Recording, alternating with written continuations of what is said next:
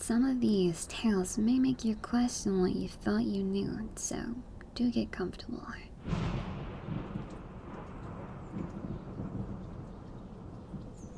We're all familiar with Mr. Nobody, introduced to him as children.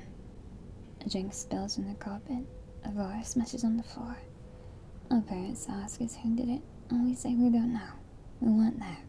It wasn't us. I guess it must have been Mr. Nobody. Most kids don't think much about Mr. Nobody. They do focus on the impending spanking or the confiscated police station. But the smart ones don't sulk. They get even. Those same children who stay up late Christmas Eve to catch Santa or go hunting for the Easter Bunny are the same who take being grounded as an opportunity to demonstrate the many crimes of Mr. Nobody. My son was one such child. He spent weeks searching for Mr. Nobody, hiding for hours, setting traps, leaving cameras in every room. He was always so excited about it, always telling me how close he was to finding proof. And one day, he just stopped asking questions, wouldn't argue back, and started spending all his time playing outside. At first, I thought he was just growing up and putting fanciful things behind him. Now, I'm not so sure.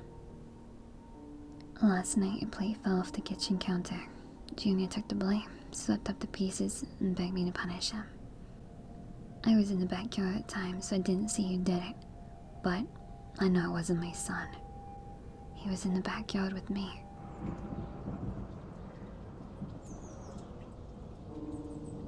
Have you ever heard the expression, an apple a day keeps the doctor away? Most assume, with no reason to think otherwise, that it is simply an easy-to-remember rhyme that stresses the importance of eating healthy to young children. But the saying did not originate as a harmless reminder. It was born in a frontier town in the early years of the gold rush, where food was scarce and money even scarcer. One August, when a bad drought had struck the region, a series of bloody killings swept through the town. Every night, a single house would be broken into, and anyone who saw the invader would be swiftly and brutally slain. Nothing was ever stolen, save for a few scraps of food. After 2 weeks of this, the local grocer sold a few apples and a glass of milk in the town square overnight. He then hid in the tower of the church, hoping to catch a glimpse of anyone who came by. Fighting fatigue, the grocer waited for any sign of life below. Just after midnight, he was rewarded by a chilling sight.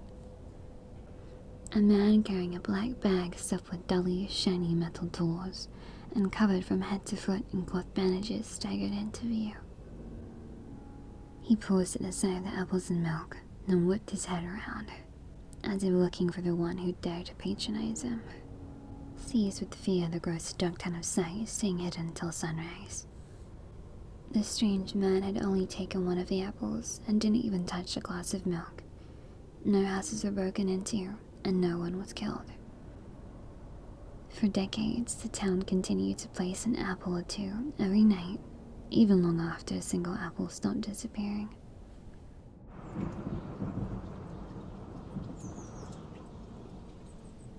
Have you ever walked into a room and found a vampire?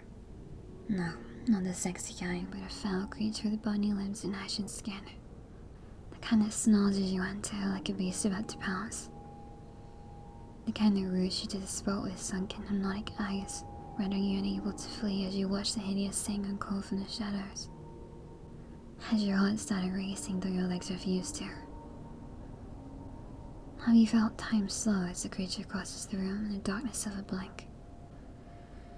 Have you shuddered with fear as it places one glued hand atop your head and another on your chin so it can tilt you, exposing your neck?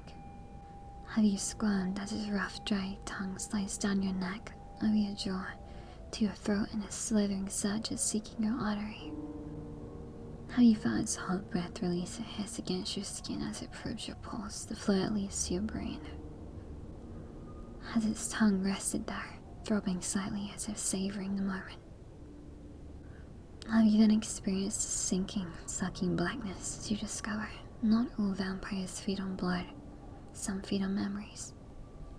Well, have you? Maybe not, but let me rephrase the question. Have you ever walked into a room and suddenly forgotten why you came in?